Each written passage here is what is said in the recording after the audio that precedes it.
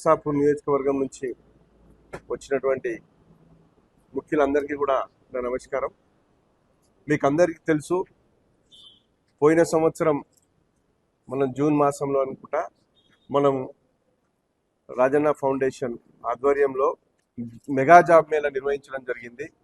దాదాపు 60 కంపెనీలు మరి ఆ మెగా జాబ్ మేళకు రావడం, మన నియోజకవర్గం వ్యాప్తంగా ఉన్నటువంటి చాలామంది నిరుద్యోగ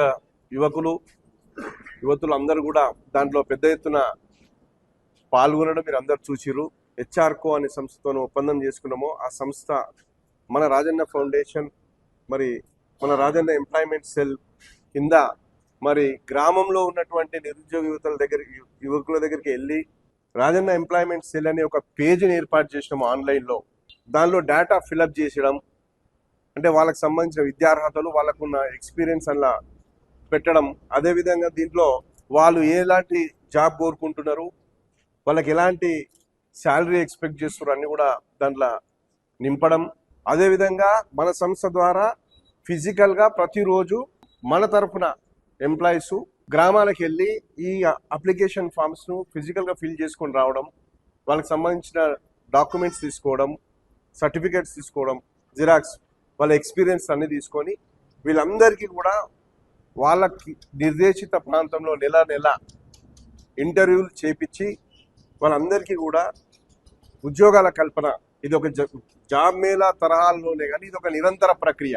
మనకు వచ్చే 3 సంవత్సరాల్లో 10,000 జాబులను మన నిరుద్యోగ యువతీయువులకి ఇప్పియాలని ఒక లక్ష్యంతో పనిచేస్తున్నాం. కాబట్టి దానికి సంబంధించి ఈ కార్యక్రమాన్ని చేపట్టడం జరిగింది.